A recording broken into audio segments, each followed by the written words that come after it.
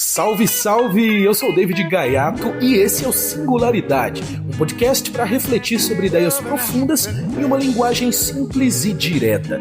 Minha missão é verbalizar o intrínseco, é falar sobre aquilo que todo mundo sente, mas ninguém consegue explicar.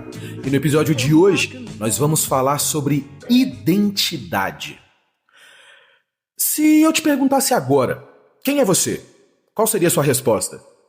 Você vai me dizer o quê? O seu nome, sua profissão, seu endereço, o papel que você ocupa na sua família, o quê? Só que pensa bem, isso não explica de verdade quem você é. Isso só descreve alguns rótulos que você carrega.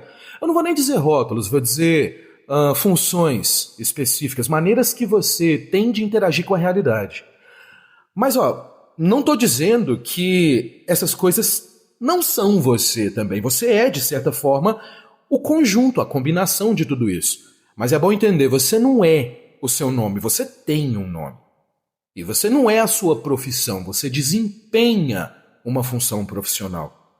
Para começar esse episódio, a gente já tem que definir isso. A identidade não é uma coisa que se resume a um crachá, não é um apelido, uma biografia resumida, não é nada disso.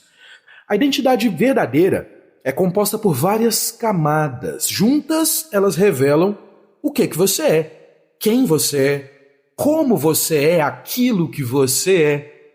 Entende? A identidade, assim como o ser humano, ela não é uma coisa única. O ser humano ele vive em 4 dimensões. É o que a física nos mostra. E se a gente for simplificar bastante tudo isso, a gente pode imaginar que a primeira dimensão é a altura, né, a capacidade de se mover de cima para baixo, de nas 3 dimensões da matéria, você ocupar a parte de cima para baixo. Tem a largura, profundidade, né, é aquilo, de cima para baixo, frente para trás, esquerda, direita, tudo que está em 3 dimensões ocupa essa dinâmica. E tem a 4ª dimensão, que é o tempo, a subjetividade, é o quê? É isso que a gente está experimentando agora. Lembrando que tempo quantitativo e tempo qualitativo são totalmente diferentes. Né? Aquela história do tempo de Einstein e o tempo de Bergson, por exemplo. Existe o tempo que as pessoas acreditam que se resume àquilo que um relógio consegue capturar momentaneamente e medir. Aquilo não é tempo. Resumir o tempo àquilo que o relógio marca é o mesmo que resumir o espaço a matemática. Então a gente tem que entender o que é que foi desenvolvido ou inventado para calcular e medir e o que é o fenômeno que deu origem àquele mecanismo, ferramenta ou tecnologia que foi desenvolvido para medir aquilo. Então quando a gente imagina 4 dimensões, isso vai se aplicar a tudo. Se o ser humano ele tem altura, largura, profundidade como qualquer outro objeto, mas ele também tem particularidade, que é o que vem de dentro para fora, e às vezes o que afeta de fora para dentro, aqui a gente precisa entender quase que tudo na vida por 4 perspectivas. A vida é uma encruzilhada. E o ser humano está sempre em 4 dimensões, ele está sempre preso a essas 4 dimensões.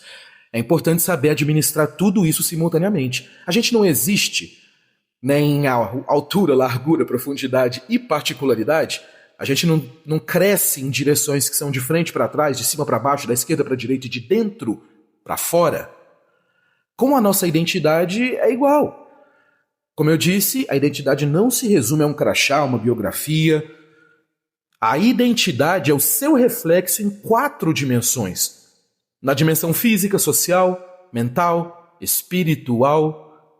Não é só como você se enxerga, também é como os outros te enxergam. É como você se projeta no mundo. Deixa eu explicar um pouco melhor. Se a gente for separar as 4 dimensões da identidade, vamos ter aqui imagem e comportamento, vamos ter ocupação e reputação, relações e associações, e origens e raízes. Vamos tentar definir aqui tudo isso de uma forma mais simples. Se a identidade tem 4 dimensões, a gente tem que entender que todas elas existem simultaneamente. Uma é influenciada pela outra e não dá pra gente separar, remover ou escolher apenas uma delas. Por isso eu vou falar sobre todas e vamos ver se a gente consegue identificar como cada uma dessas identidades se manifesta em nós? Primeiro, eu quero falar de imagem e comportamento. O que é que você projeta? A primeira identidade, a mais visível, é aquilo que as pessoas percebem antes mesmo de você abrir a boca, antes de você dizer qualquer palavra. É sua postura, seu tom de voz, as roupas que você escolhe vestir, os gestos, a maneira como você anda, a expressão no seu rosto, até o jeito que você demonstra o seu humor. Entende? Não importa se você quer ou não transmitir algo, você já transmite. Até no silêncio o corpo fala, até quando você não posta nada nas redes sociais, o vazio já comunica alguma coisa. Muita gente tem o hábito de remover a foto do perfil do WhatsApp, por exemplo, para mostrar que não está se sentindo confortável com algo que aconteceu, com... Enfim, cada um tem seus motivos. Às vezes pode estar triste com uma briga e quer que a pessoa perceba, enfim. A questão é que a imagem que você projeta corresponde a uma parte de quem você realmente é. Mas é importante entender que vestir máscaras por problemas de aceitação não é o melhor caminho. Muito pelo contrário.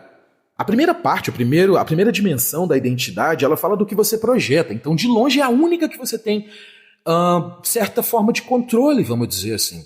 Se o mundo quer que você seja algo, mas no fundo, lá dentro, você não é, lutar para assumir aquela identidade é o mínimo que você pode fazer.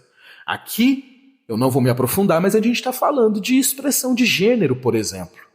Existem pessoas cuja identidade depende de se afirmar o tempo todo quem você é, porque o mundo vai tentar fingir que você não é aquela pessoa, o mundo vai tentar te convencer que você não tá fazendo sentido para eles, e por isso é tão importante. Repito, a postura, o tom de voz, a escolha das roupas, os gestos, a forma de andar, a expressão no seu rosto, tudo isso é uma parte da sua identidade. E é importante entender que é uma das únicas que a gente realmente tem controle. Essa parte da identidade é